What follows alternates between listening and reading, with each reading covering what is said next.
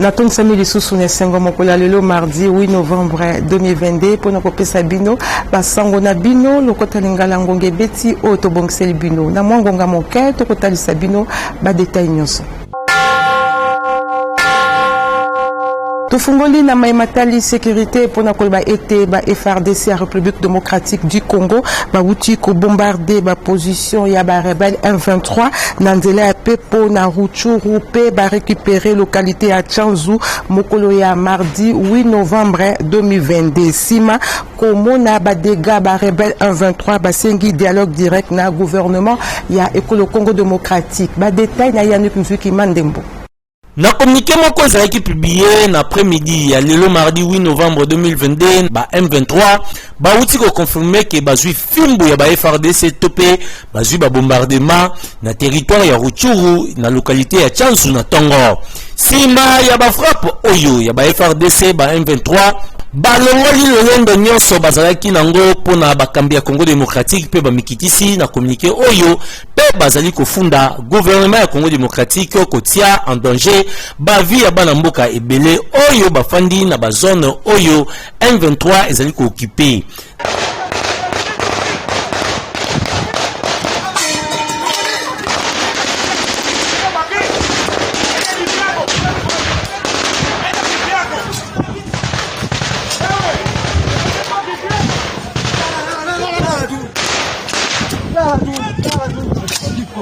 Pona bango gouvernement Congo démocratique bazali konyata mbela ya dialogue oyo ezalaki lancé na Nations Unies, Union africaine et communauté des États membres d'Afrique de l'Est.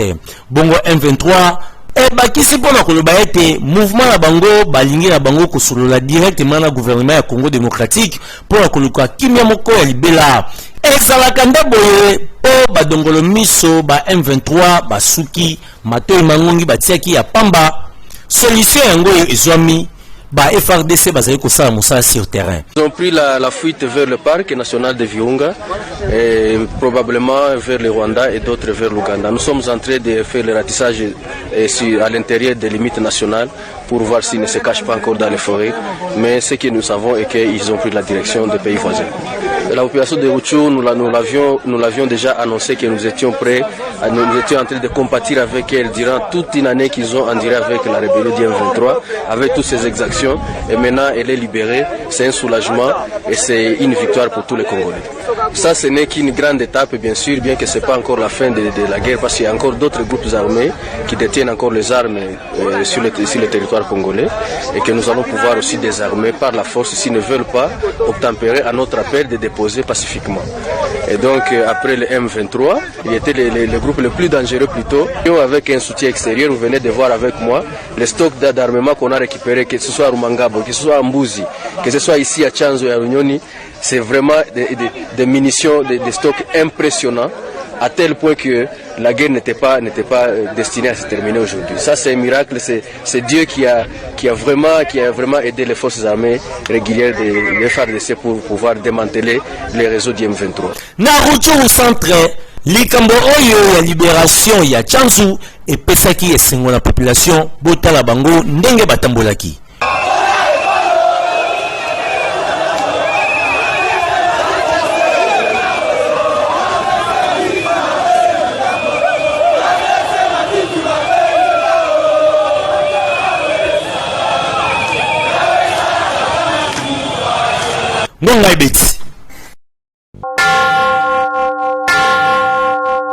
Ba députés nationaux balobelaki na plénière ya mardi 8 novembre 2022 likambo ya recrutement na armée pe likambo ya ba groupes armés pona yango président ya Assemblée nationale Christophe Mboso Kodiampwanga atalisaki ete moto akokota na armée kaka na nzela ya recrutement simple kasi na nzela ba groupes armés te boyokai. Ce que nous voulons dire et pour plus jamais que les pays connaissent encore des groupes armés. Tozo Kana, que ça n'arrive plus. Nous avons eu assez. Les pays étaient répartis. Chaque groupe armé avait une partie du territoire national. Bon, la sagesse de l'époque a conduit à ce que tous les groupes soient mixés et brassés. C'est ce qui s'était fait. Mais il ne faut plus que ça continue. Celui qui veut entrer dans la partie, qu'il soit recruté comme on est en train de faire maintenant. Mais passer toujours par les groupes armés pour entrer dans l'armée, dans le service, ça il faut arrêter quand même. C'est là en fait l'esprit. Parce que si chaque tribu doit avoir son groupe armé, alors on ne sera plus un pays. Hein? C'est ça qu'il faut arrêter. Il faut arrêter cet esprit-là. Alors, est-ce qu'il y a des accords qui ont été négociés pour intégrer les groupes armés? Je ne les connais pas. Enfin, je ne les connais pas jusque-là. Qu'est-ce que nous avons interdit? Dans l'armée, il ne faut pas créer un groupe armé pour citer, pour venir entrer dans l'armée nationale. Non. Entrer comme citoyen, c'est bon. Quelle que soit votre province, votre territoire, maintenant on recrute, vous pouvez aller vous faire inscrire. Mais ce que nous ne voulons pas, il ne faut pas que ça soit la Libye de certains pour entrer dans l'armée. Tout l'Embi Angoko, nous n'avons pas fermé les portes aux négociations. Parce que le chef de l'État ne dépend pas de l'Assemblée nationale. N'a aucune responsabilité devant nous. Mais nous disons, dans l'armée, Moutoua négocier. Moutoua côté de sous-souté. Faites-vous recruter. Kakana Oetali sécurité et Sengeli Bosimba était plus de 3000 jeunes na Katina Bango, Basi Pemibali, na Nord Kivu, Baibaki, ko s'enrôler na Kati, ya ba FARDC pour na ko défendre Ekolo Kolandisama, n'appel ya Tata Mokonzi Ekolo Congo démocratique pour na ko défendre Ekolo contre agression mouvement terroriste ba rebelle 23. Ba détail na Yannick Nzuki Mandembo. Basalaki plus de 3000 candidats oyo bandimi kokota masuwa tope kozala enrôlé na molongo ya ba FRDC na Nord Kivu mokolo lundi 7 novembre 2022 oyo bayanoli na mbele ya Tata Mokonzi Ekolo Félix Antoine Tshisekedi Tshilombo pona kobundisa mouvement terroriste M23 appuyé na Rwanda. Ba nouvelle recrue oyo bayambamaki na sous-chef d'état-major général ya ba FRDC chargé des opérations et renseignement général-major Chiko Chitambwe oyo asolaki na bango pe kopesa bango moral ndenge ezali bosenga ya mokonzi ya mboka na kotalaka ndenge Ruchuru pe ba localité mususu ezali occupé na bokonzi ya badongolo miso ya M23 esengeli ba nouvelle recrue oyo bayeba ko s'impliquer pe kosala makasi pambate moto nyonso esengeli abundele ekolo pona kosilisa misala ya monguna. Général Major Chiko Chitambwe atalisaki na bilenge oyo ke balakisi bazali solo ba patriote kasi bamitika na ba trahison te. Na kati ya bilenge oyo ezali pe na bana basi oyo balobi ke bakotika ya lisusu Rwanda ta ata mokolo moko te. Boyoka ngunga. Pona premier armée pona moni barwande basi basakani na mboka na biso makasi nde yango wana biso pe bana basi tokofuka msala nyonso nde yango wana biso pe tomipesi po tobundela mboka na biso esengeli koyeba ete kozeri moral oyo entre bakambi na ba nouvelle recrue ya ba FRDC esalemaki na lopango ya 34e région militaire ya Goma. Ngonga Beti.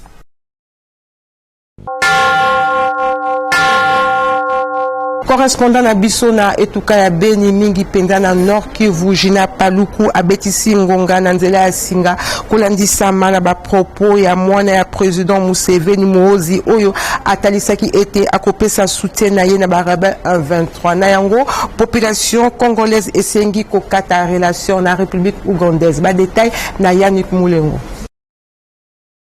Bai population ya Beni Mobimba ville territoire na Butembo na Nord de Kivu bakamwite koyoka eyano tombelo beli ya mwana ya Museveni Muhozi oyo penza azalaka nde mokambemi ya likolo ya mapinga UPDF ya Uganda.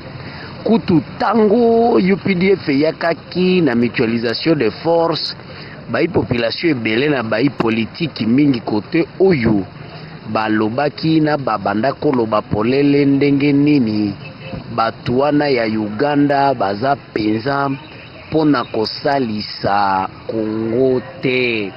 Bayaki pona kolukisa bakakao ba minere na kokotisa pe banguna po ADF benga maka rebelio ugandaise. Yango pe eloko mususu oyo tango M23 kotelaki na Bunagana bapesamaki nzela na mapinga ma UPDF to na Uganda, yango ekamwisaki pe ba population inate me baebaki ke deja kokota ya UPDF ezaki problème makasi oyo tomi bengelaki.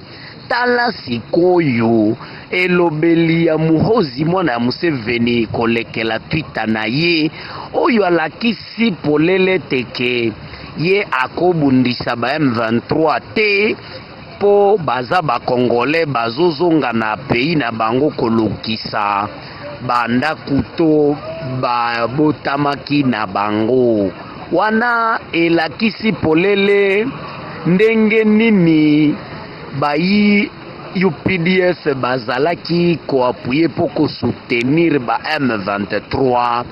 Société civile ya côté oyo ezo pamela na mokonzi ya mboka koyebisa epolele teke abengana pe oyo ambassadeur na lopoto ya Uganda oyo aza na Kinshasa akata pe relation ya mutualisation des forces UPDF FARDC na makambo oyo ya kobengana ADF nalu po deja wana mwana wana banda komona na polele ke aza mutupe ya M23 batalaka nanu Rwanda babosa na ka Uganda. Mwana wana akofirme penza toyebi kitoza na banguna ya makasi mibale yango nde elobeli ya population na société civile ebele kote oyo. Ba avion pe ya MONUSCO ezolekaleka bayi population bazobanga po kala mingi te bamonaki avion o lokola ya MONUSCO ezopesa bilei na munguna ya UPD ya munguna ya NDF. Epi bandakala ba oyo babetaka penza oyo babengaka na lopoto ba cultivateur na mayangose balelaka na bayiba victime to ba rescapé oyo bautaka na kote ya ADF balobaka ndenge nini ba avion ya MONUSCO kuna na zamba epesa kabilei na bana bayi rebele ya ADF nalu po yango nde etindaka balingaka yango te bamona yango ezolekaleka likolo po apres wana babomaka wana elobeli ya population. Naza mwa bino Jina Ivo apaluku kouta Beni ngonga ebeti ekobeta kaka.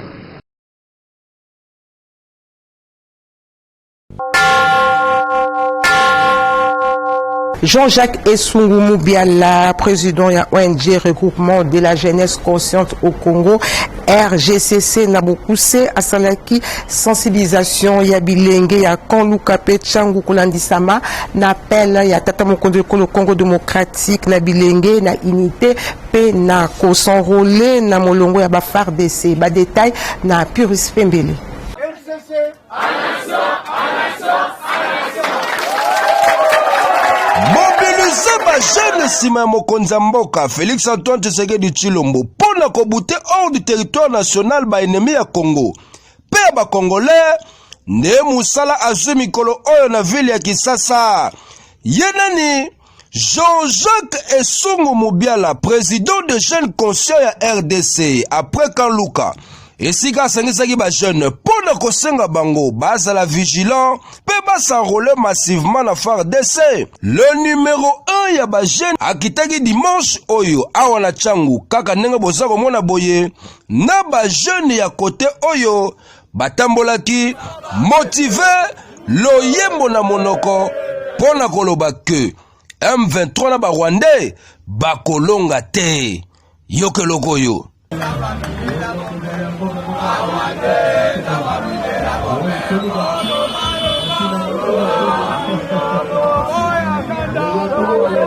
Après kopesa bango message awa na bureau na ye ya Tchangu, Jean-Jacques Esungu Mubiala apesaki message oyo. Nous, le mouvement de la jeunesse consciente au Congo, ONGD ASBEL, RGC en sigle, dont je suis le président national, se rangeons derrière le FARDC et son commandant suprême, son Excellence Félix Antoine Tshisekedi Tshilombo. Invitons toute la jeunesse congolaise, à travers l'ensemble du territoire national, à se tenir prêt pour répondre à la mise en place des groupes de vigilance, à vue d'appuyer les forces de défense et de sécurité comme voulu par son Excellence Monsieur le Président de la République, dans son appel patriotique à la nation de ce jeudi 3 novembre 2022. Le LCC appelle tous ses membres et cadres à continuer à soutenir les victimes de la guerre nous imposée par le Rwanda avec des gestes de solidarité. Étant président de tous les jeunes conscients de la RDC, je demande aux jeunes de s'enrôler massivement au sein de FARDC pour bouter les agresseurs rwandais hors du territoire national. Nous restons mobilisés jusqu'à la victoire finale des FARDC et au rétablissement de la paix totale sur toute l'étendue du territoire national. Que vive la RDC et son président, que vive les FARDC, à bas le Rwanda, à bas les M23. Je vous remercie. Awa président de jeunes Jean-Jacques Esungu Mubiala a telemi. Ba jeune botele masima mokonza mboka Fachi Beto po monguna alonga te. Eyokani.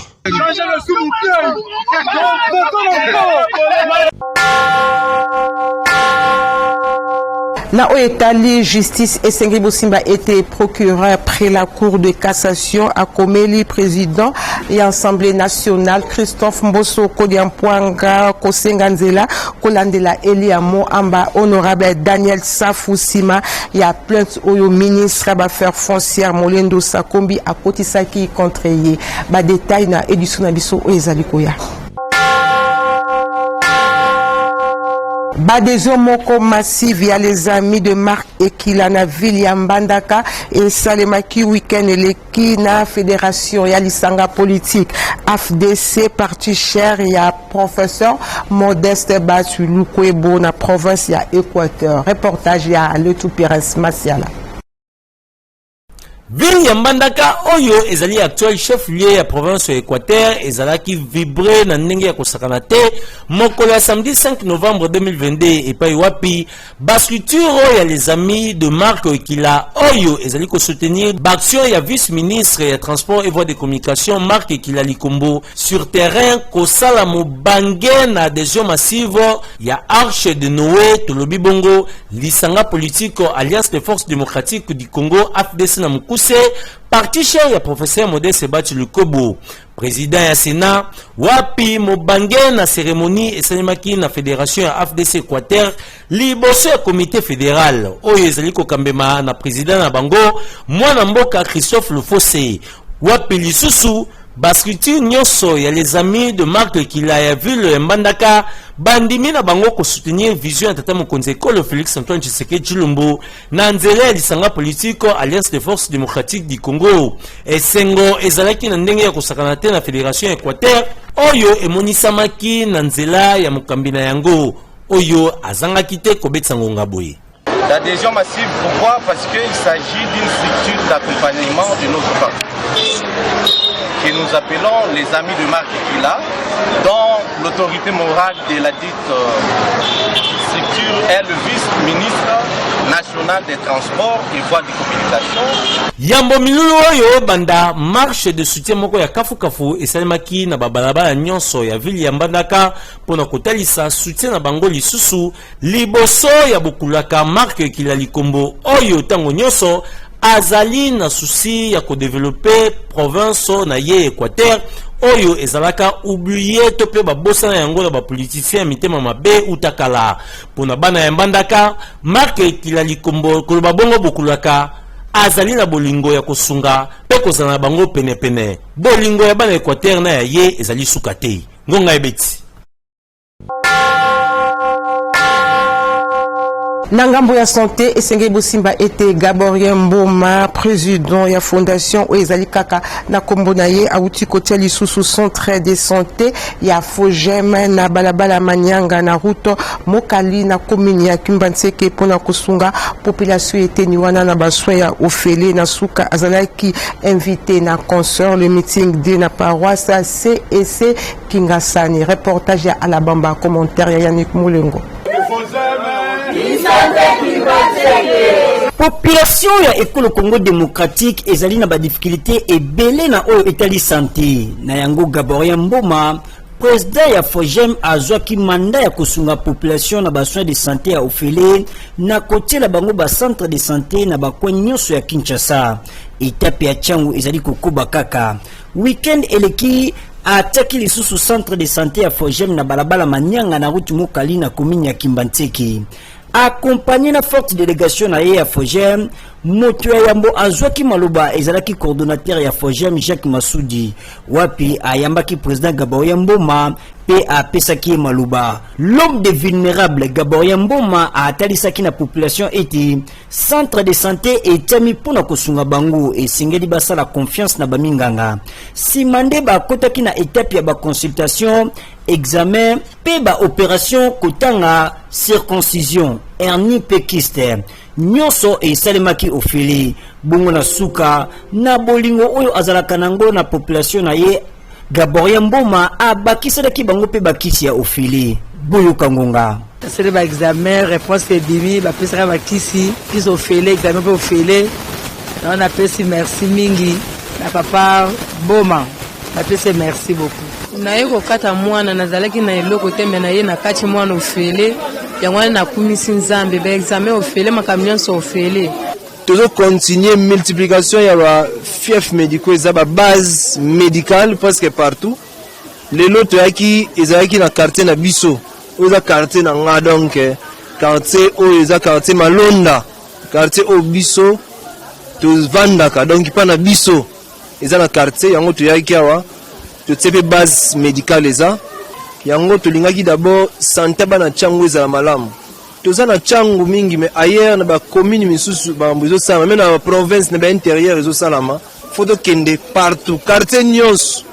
ya changu ba komona biso. Sima étape oyo l'homme de vulnérable Gaborien Mboma azalaki invité d'honneur na mobange na méga concert de meeting tout oyo esalemaki na paroisse ya CEC Kingasani na commune ya Kimbantseke na balabala Kikwiti na occasion ya 13e anniversaire ya groupe d'adoration La Rosée du Ciel nyonso elekaki kitoko na présence ya ba invité ya ndenge na ndenge. Esengeli koyeba ete milulu oyo esalemaki na soutien ya makasi ya président Gaborien Mboma ngonga ebeti.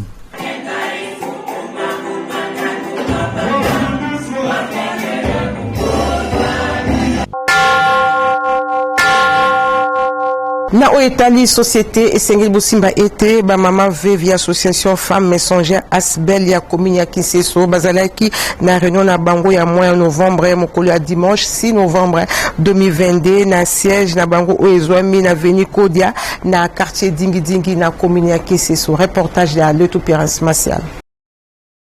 Rendez-vous ezalaki respecté na 11e réunion ya novembre et pas ya ba mama veuve ya association de mama veuve femme messagère Asbel ya commune ya Kinseso o ezali kokambema na coordonnateur national na yango Leto Pérence Martial wapi plus de 200 mama veuve bazalaki présente na réunion yango. Coordonnateur national na bango Leto Pérence Martial asengi na ba mama kozala na bolingo ya solo kati na bango pe asengi lisusu kotambola na sembolo lenge nzambe alingaka. Atalisaki bango ete kozala veuve ezali punition te kasi ezali volonté ya nzambe. Na yango akani kosunga bango elongo na ba partenaire oyo bazali kopusana pe bazali na volonté ya ba mama veuve. Na nyonso boyoka ye moko Leto Pérence Martial ndenge abetsaki ngonga. Objectif na ezali ba mama veuve baza sourire. Ndenge kombami na bive Exode 22-22 bazala à l'aise na mo mpe batekaka biso za parti politique te esengi na baoyo nyonso oyo balingaka azwa lipamboli na mboka baveuve aya bameme bamaveuve ya femme messagère bazali awa bakoyamba ye bakosambela mpo na ye mpo na mosala ndekende liboso objectif na biso ezali bamama ve bazala na esengo bazala kimia na mabota na bango malgré bapapa bakenda mais bazala kimia na mabota na bango na bana oyo bazali kobokola. Yakoeba ezali ete parmi 280 veuves oyo bazali na kati ya association oyo sa mama veuve bazwaki mokolo ya vendredi 4 novembre leki lisungi ya malonga kouta na maboko ya mama Mamisha Nael Konsha oyo azali marraine ya association Femme Messagère. Ngonga ebeti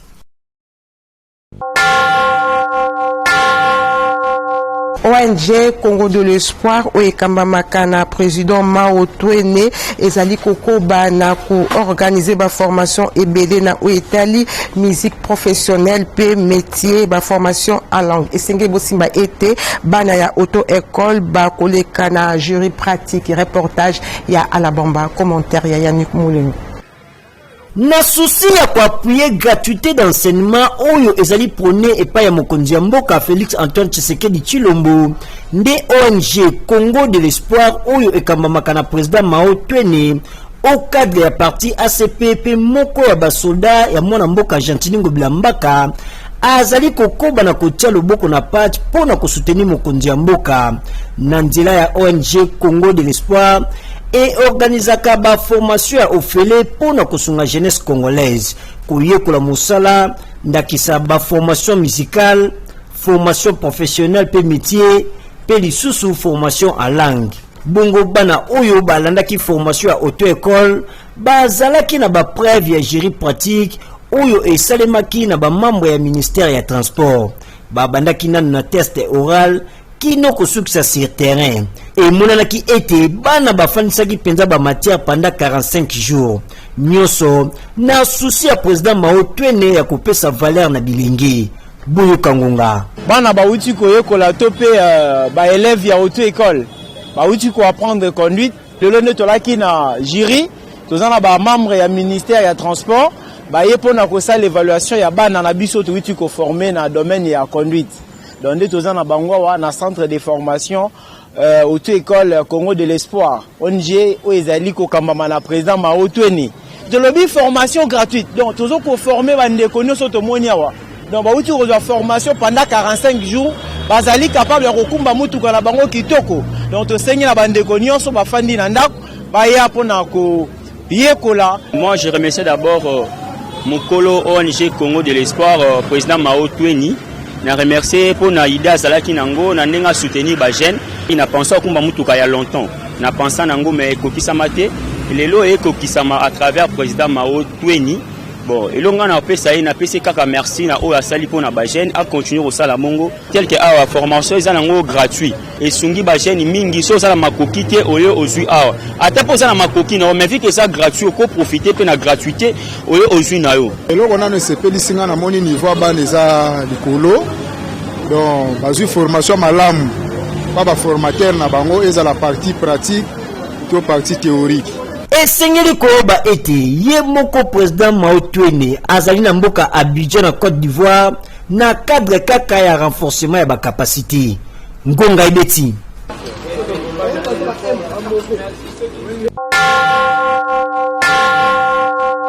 Na oetali religion esengeli bosimba ete église confessionnelle luthérienne Sainte Famille au Congo oezwami na quartier Kulu na commune ya Selemba ou bazalaki na culte spécial dimanche leki wapi bayambaki ba missionnaire mibale bautaki na mboka États-Unis. Commentaire ya Yannick Moulengo, reportage ya Alabamba.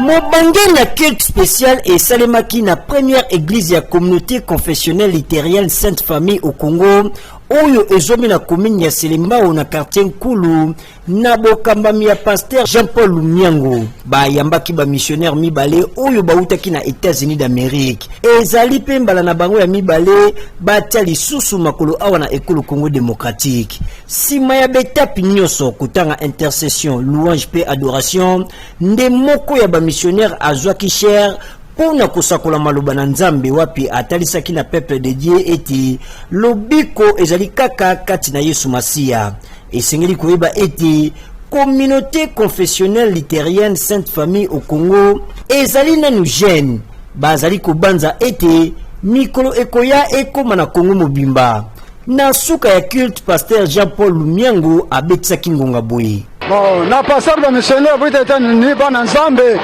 ma retenir le loko moko ete no biko na biso to jongo kate na Yesu Masia na mutu te na pasteur te na diacre te mais le biko biso na nzambe to jongo na liwape ko soka Yesu Masia to jongo ngole na Yesu nzambe. Communauté na biso bon c'est une communauté bandi penda église bandi sika. Donc on est église ya moto sanango mbalo baye zambale me bale ba zongeli biso mais le lorsque baye wa pone le kambeteli to sala communauté fraternelle donc boto sanga na biso na bango communauté fraternelle ko lobete bango bakoko kote ndenge bate lelo biso bete ko kene pa na bango to tebe lo bana nsambe donc to comme biso na bango to comme mutu moko katra na kondima na biso na profession de foi na biso ngonga ibeti. Nabasango Oyonde et Kotisi Biso na page promotionnelle Bolanda.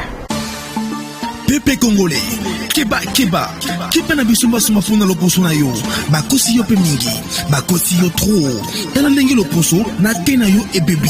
Solution, esi yezwama, na Rebio Cosmétique, okozwa gamme complet pour na obongisa loposo na tena yo, babuto ya ndenge nini, tache noire, kentos, tampo, cicatrice, makodia, makwanza, problème ya suki, ezala atali bandi ya ndenge nini, ezo botisa suki, ndute ya sorte nyonso, ya zemi, ya munene, tope ya mafuta hydroquinone, ezo silisa, yope oyozana posa ya kotelimisa tolo, ezala ata obota, salela ba produit ya Rebio Cosmétique, et bongo pour na taille na yo, si ma pe passer, to bossa ni binote, solution rapide, yango yo et pas Rebio Cosmétique, ndeko moi si, et si wana te, ozana problème, ya règles douloureuses, infection et télémélavie na yo, mikusa, solomabe, tope ozana besoin Jessica na yo, ezonga muke, tala, komona na yo pasité, salela kaka bague hygiénique, médical, Modena, na Rebio Cosmétique, ozongi mobimba, oh, na loba kite, yebela, pardon. Okoki kozwa produit na biso partout ici kozwa Bing na biso na plus 243 81 82 22 817 topé na 090 36 46 283. Pardon.